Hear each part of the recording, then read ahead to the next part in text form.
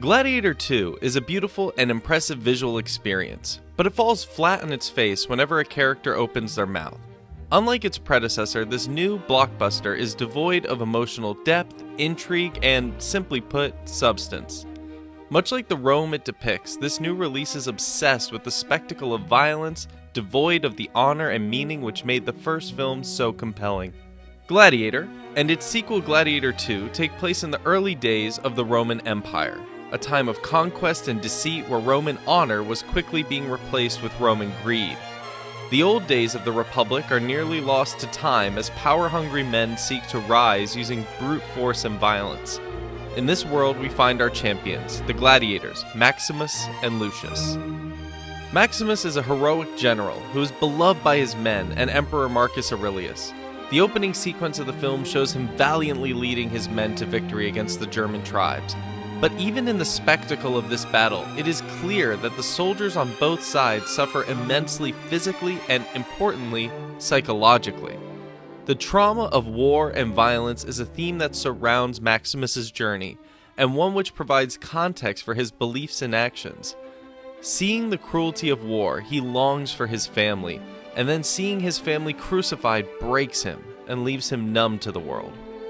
These reactions are much more grounded, relatable, and humbling than what we see with Lucius.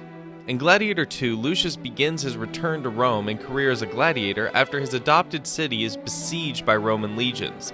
The emotional climax of this sequence is supposed to be when he watches his wife die to a Roman arrow.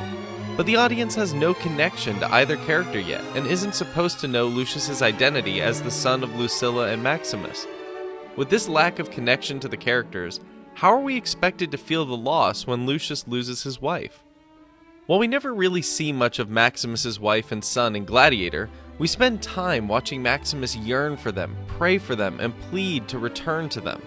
The audience is given space and time to feel the love Maximus has for his family, and with that established, the emotional core of the film is solidified. It is my belief that films which establish deep emotional threads between their characters are more impressive and compelling. Creating spectacle in film is a profound skill which requires a mastery of logistics, cinematography, and vision, all of which Ridley Scott certainly has. But as a spectator, watching movies with dazzling effects and epic sequences has become more standard with rising budgets and better technology. To me, what distinguishes great films from fine films is the ability to deeply move the audience and provoke deep emotions.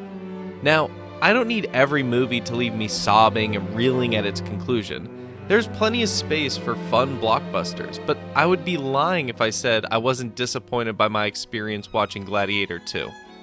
Returning to Lucius, his primary emotion is highlighted by Maximus, rage. Rage is a more primal and violent emotion, which is less compelling to me as a motivating drive for a character. Lucius rages against Rome for his treatment as a boy and the murder of his wife. Maximus wasn't fueled by rage, he was fueled by love. The love for his family, country, and comrades propels him through the plot and makes its conclusion all the more tragic and beautiful. Love has much more depth and tragedy inherent to it than the monotone emotion of rage. Love can bring people to extremes of courage and depravity. We see this contrast in the Maximus-Commodus divide.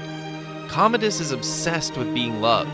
His obsession brings him to kill his father, hold his sister hostage, and threaten to kill her son. Commodus shows us what happens when we obsess over being loved and become greedy for that affection. Maximus shows us what it means to love others, the suffering, work, and beauty that comes with it. In Gladiator II, Lucius mostly appears to be driven by spite, as he delivers speeches to emperors, chastises his mother, and kills animals and men in the Colosseum. Which does make for some impressive fight scenes, the best of which are the naval combat sequences. But even with all this spectacle, it can't make up for the lack of emotional depth. The tragedy of Rome, cinema, and even just this series is that success over time seems to create decadent and lackluster outcomes. Empires rise and fall, movie eras come and go, and Gladiator had its moment. I may miss the glory of the past, but all we can do is move forward. I want to see deeper, more emotionally potent and compelling cinema. And we don't do that by trying to resuscitate the past. It must be born of an entirely new vision.